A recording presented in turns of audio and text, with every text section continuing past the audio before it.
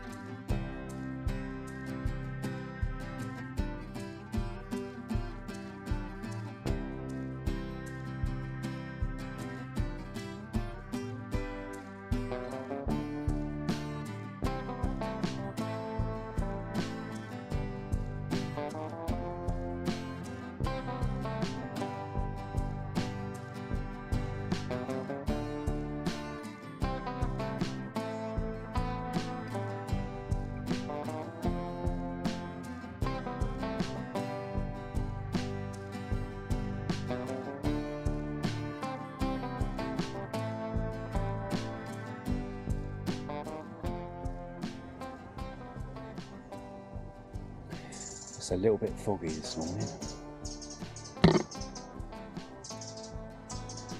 Oh well, let's push on.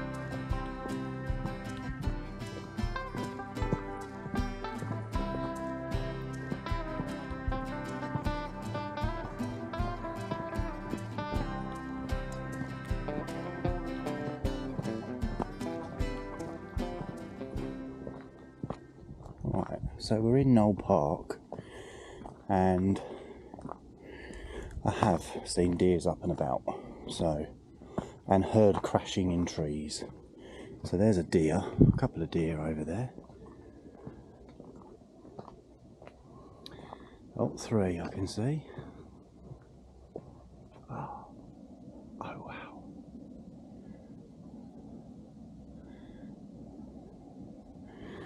Now unfortunately, I want to walk past that fella. Wonder what he's going to do.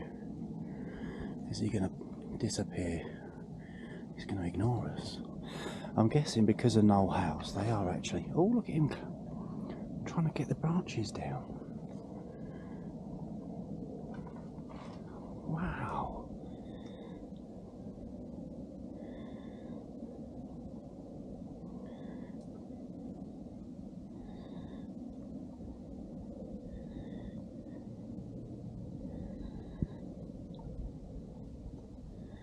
No, I've got too close for his liking.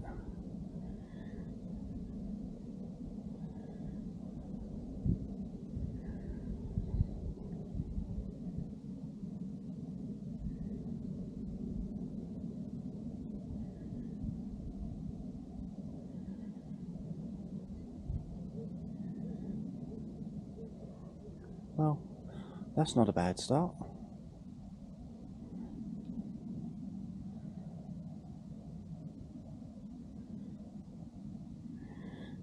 Is he protecting his herd, do you think?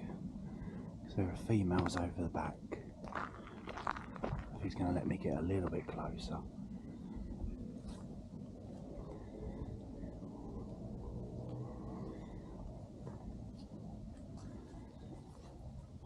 There he goes.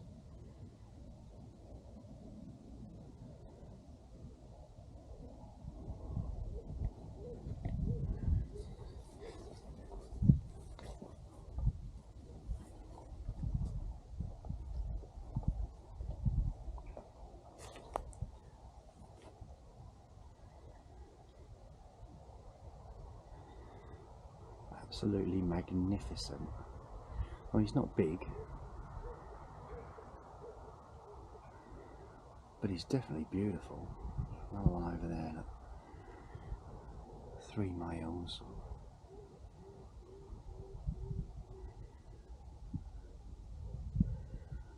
Wow, very nice.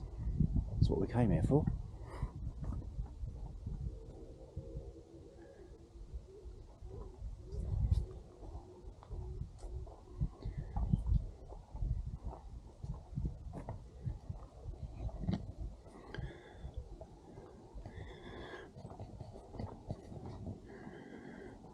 Oh, a couple of females up there on the right.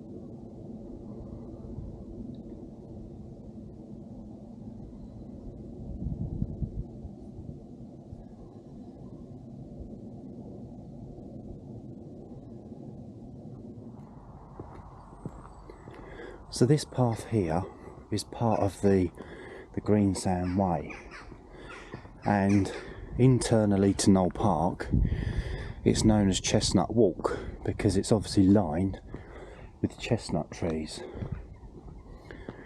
Now obviously we don't really eat chestnuts until October, November time. It's probably what that male deer was after, trying to knock some chestnuts down for his breakfast.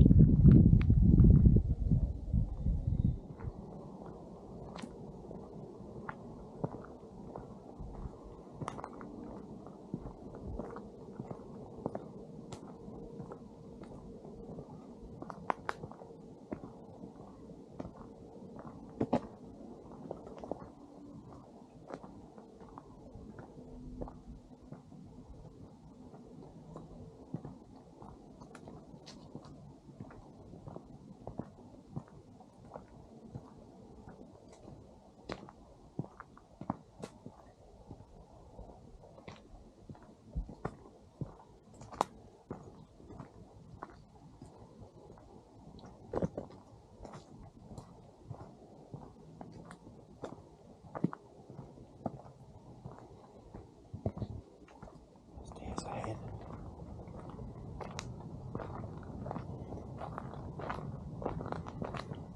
Right in the path. There he is.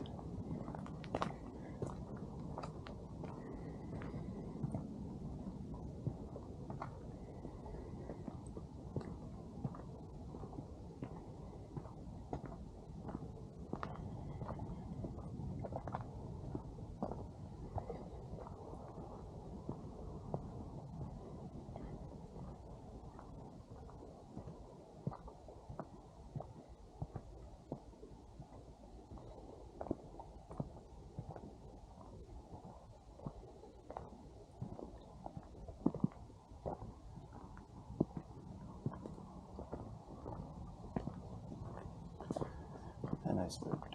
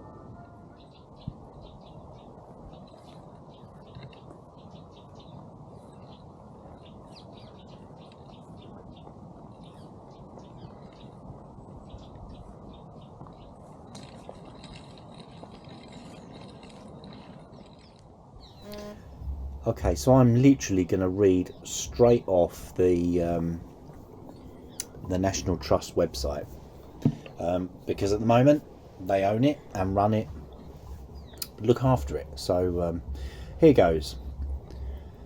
What you see today is a remarkably preserved early Jacobean remodelling of a medieval archbishop's palace.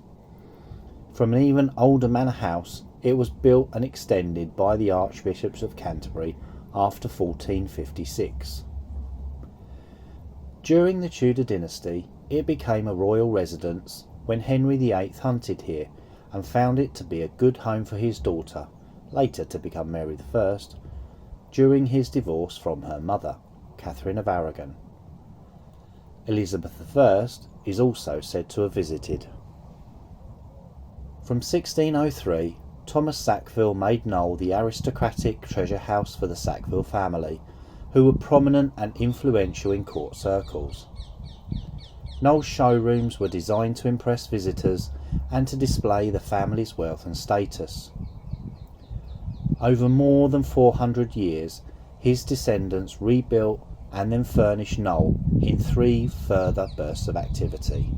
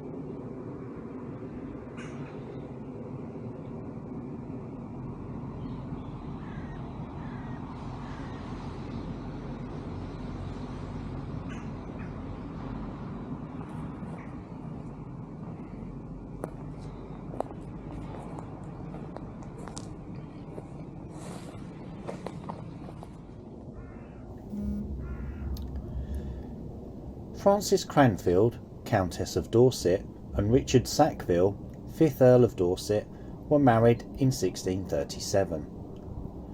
The union between the Sackville and the Cranfield families was central to restoring the Sackville fortunes after the Civil War, when many of the paintings and furniture at Knole were sold off. It also meant the Cranfield family collection of furniture and paintings, amassed by Frances' father, would eventually come to Knole. The life and career of Richard and Frances' son, Charles Sackville, 6th Earl of Dorset, did much to shape the Knole of today. At the end of the 17th century, Charles acquired Stuart furniture and textiles from royal palaces via his role as Lord Chamberlain to the household to William III. Most of the pieces are still on display today, many stamped with the letters WP for Whitehall Palace, and some dating back to the time of James I and Charles I.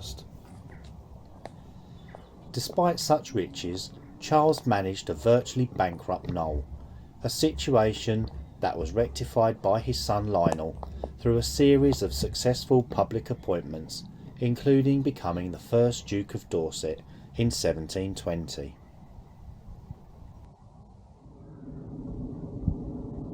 Knole's most famous literary link is to Orlando, which was written in 1928 by Virginia Woolf about her lover, Vita Sackville West, and Vita's love for her childhood home of Knole. Vita's inability to inherit the property due to the law of primogeniture saw the house passing to her cousin Eddie Sackville West, whose novel The Ruin is similarly set at the fictional house based on Knole called Vere. If you recall, we first met Vita during the Sissinghurst walk way back in episode 3. Victoria Mary Sackville West, known as Vita, was born at Knole in 1892 and grew up there, the only child of Lionel Edward Sackville West, later 3rd Baron Sackville, and his cousin Victoria Sackville West. She loved Knole, but was unable to inherit the estate due to the laws of primogeniture dictating that only men could inherit property. As a young girl, Vita delighted in showing visitors around Knole, and she expressed a profound attachment to the estate throughout her life. It was therefore a constant source of distress to her that she was unable to inherit her ancestral home. Vita's uncle Charles inherited the title and Knole, and it was during his term that the house was handed to the National Trust with the endowment during the 1940s. The Sackville family retained a 200-year lease on private apartments at Knole and still live here today.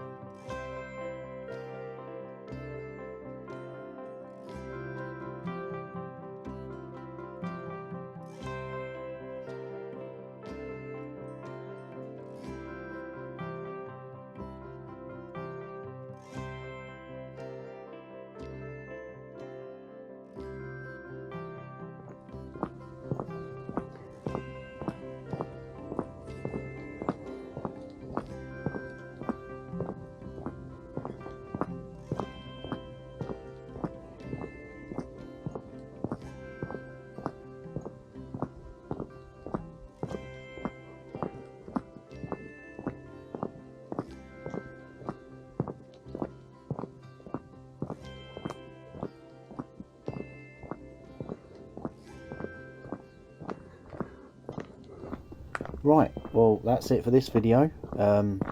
This walk was everything I wanted it to be, everything I hoped it was going to be. The deers absolutely didn't disappoint. Sometimes they can be difficult to find here, but most of the time they're out wandering about. I think they're just used to people. So I hope you enjoyed it, and catch you next time.